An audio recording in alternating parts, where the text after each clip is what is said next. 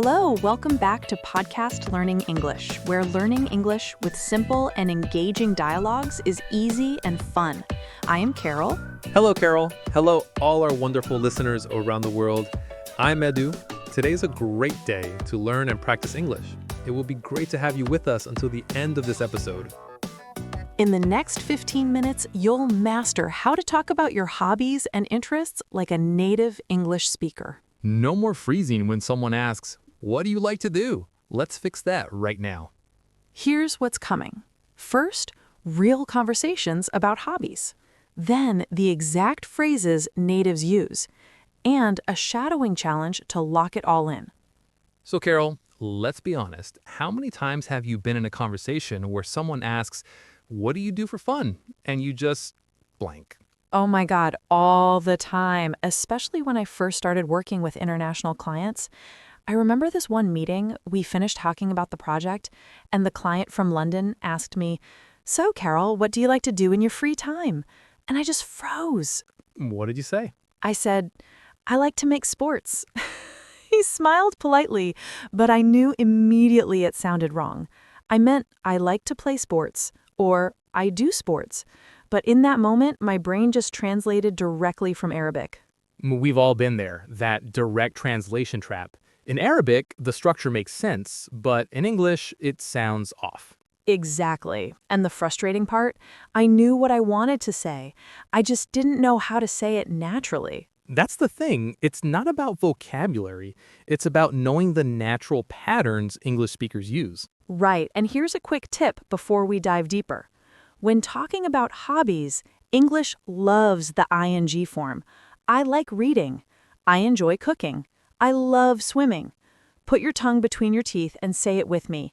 I like reading. Try it now.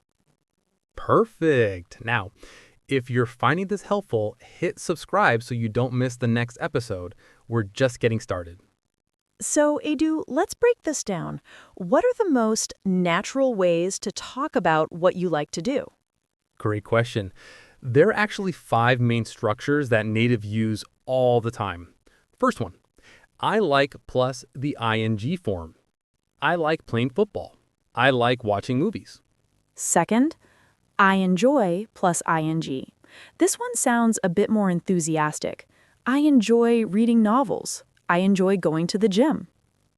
Third, and this is super casual, I'm into plus noun or ing. I'm into photography. I'm into hiking. I love that one. It sounds so natural.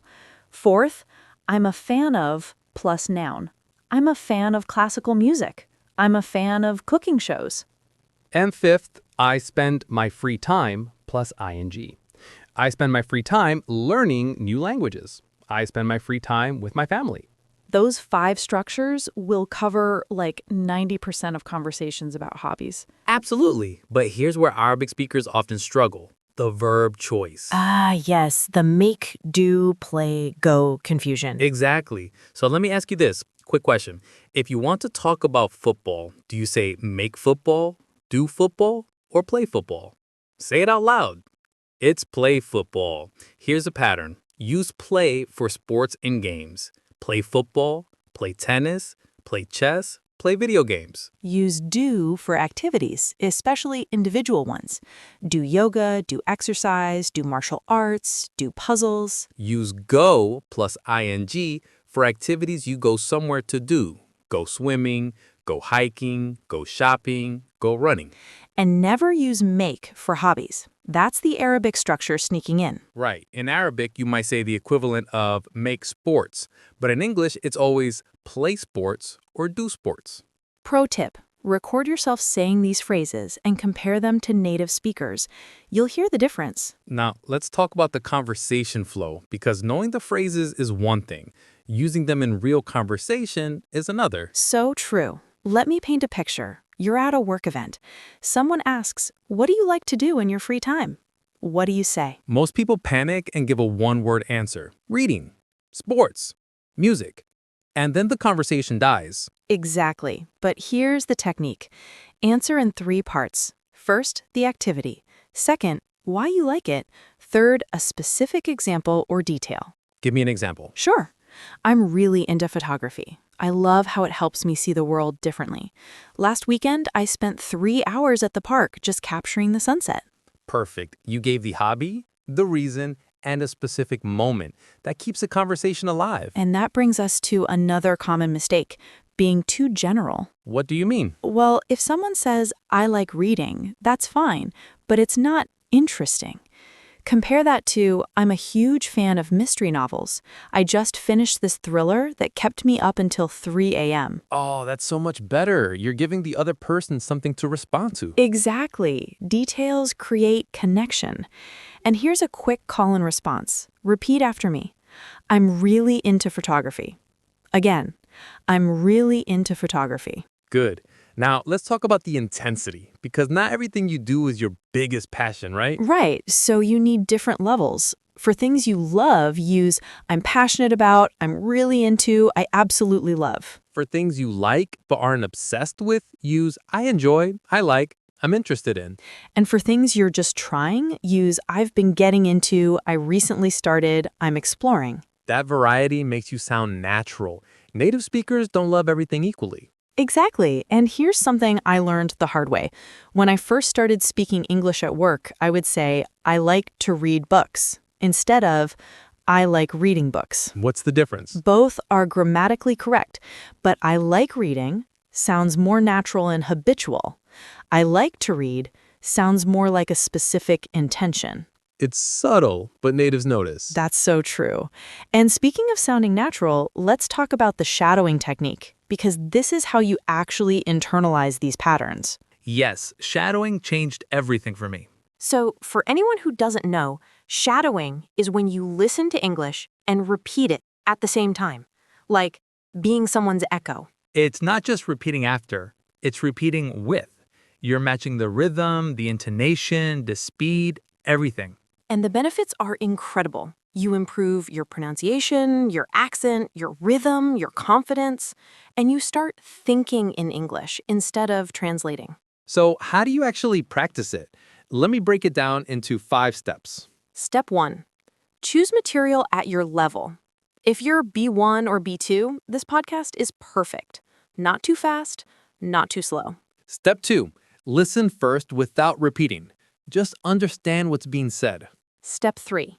Now listen and repeat at the same time. Don't wait for the sentence to finish. Shadow it as it's happening. Step 4. Focus on imitating the intonation and emotion, not just the words. How does the speaker's voice go up and down? Step 5. Practice 10 to 15 minutes every day. Consistency beats perfection. And let me share my personal story with shadowing. When I first heard about it, I thought it sounded weird. Like, why would I talk over someone? Right, it feels strange at first. But I tried it. I was commuting to work every day, about 30 minutes on the bus. So I would put on a podcast and I would shadow it quietly, just moving my mouth. Wait, you didn't say it out loud? Not at first. I was too embarrassed on the bus. But even just mouthing the words helped. Then at home, I would practice out loud. What changed for you?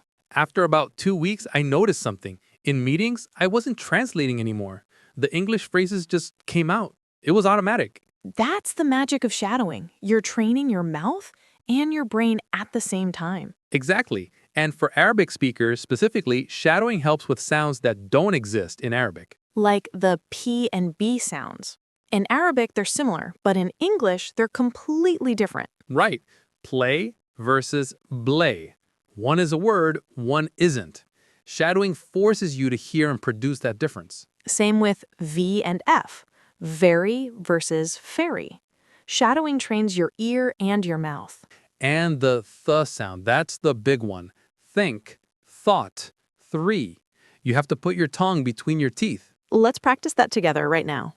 Repeat after me. Think. Thought. I think it's important. Again, think. Thought. I think it's important. Good. Now, here's a pro tip for shadowing. Record yourself. Yes, this is so important. Use your phone. Shadow a 30-second clip, record it, then compare it to the original. You'll hear exactly where you need to improve. And don't aim for perfection. Aim for progress. Even native speakers have accents. Right. Your goal isn't to sound exactly like an American or British person. Your goal is to be clear and confident. And here's another tip. When you're shadowing, exaggerate the sounds at first. If you're practicing the th sound, really stick your tongue out. It feels silly, but it works. Your mouth is a muscle. You're training it to move in new ways. Exactly. And you can start shadowing right now with this episode. When we get to the vocabulary section, try shadowing along with us. Perfect. So, to summarize everything we've covered today, First, use natural structures. I like reading. I enjoy cooking. I'm into photography. I'm a fan of music. I spend my free time learning. second, choose the right verb. Play for sports and games, do for activities, go plus ing for movement activities. Third, answer in 3 parts. The activity, why you like it, and a specific. Keep going. Start today. You've got this. Now, let's break down the key vocabulary from today's conversation. First word, hobby. A hobby is an activity you do for pleasure in your free time. For example, photography is my favorite hobby. Next, interest. An interest is something you want to know more about or spend time on. For example, I have a strong interest in history. Passion. A passion is something you love deeply and feel very strongly about. For example, cooking is my passion. Freeze. To freeze means to suddenly stop moving or speaking, usually because you're nervous or scared. For example, I froze when he asked me a question in English. Blank. To blank means to suddenly forget something or have no thoughts. For example, my mind went blank during the presentation. Enthusiastic. Enthusiastic means showing a lot of excitement and interest. For example, she's very enthusiastic about learning English. Shadow. To shadow means to repeat what someone says at the same time they're saying it. For example, I shadow podcasts to improve my pronunciation. Intonation. Intonation is the rise and fall of your voice when you speak. For example, good intonation makes you sound more natural. Rhythm. Rhythm is the pattern of sounds and pauses in speech. For example, English has a different rhythm than Arabic. And finally, confidence. Confidence is the feeling of being sure about your abilities. For example, shadowing helped me build confidence in speaking. Try using these words in your own sentences. Practice makes progress. Thank you all for joining us today on the Learning English podcast. Remember, talking about your hobbies and interests is one of the most common conversations you'll have in English. Master these patterns and you'll feel so much more confident. Use the 5 structures we shared, choose the right verbs, add details to keep conversations alive. And most importantly, practice shadowing. Replay this episode and shadow along with us. Train your mouth and your brain together. If this helped you today, we'd really appreciate if you subscribe. Your subscription means the world to us and helps us create more episodes like this. We'll see you next time on the Learning English podcast. Until then, keep learning, keep growing, and keep shadowing. Click the next video to keep practicing. We'll see you there. See you soon, English learners. Bye for now.